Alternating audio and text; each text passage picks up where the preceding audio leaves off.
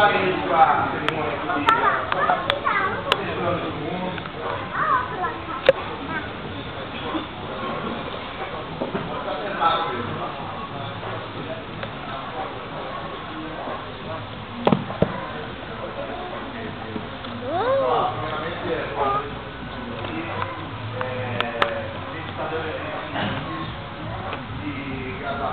Que é referente ao exame que foi feito em 2010. E hoje a gente vai fazer a cerimônia de entrega de faixa.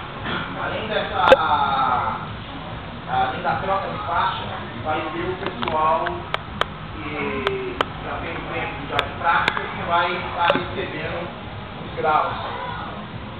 Nossa, a sequência vai ser o seguinte: primeiro, o pessoal que precisa receber seu grau, depois a gente vai entregando.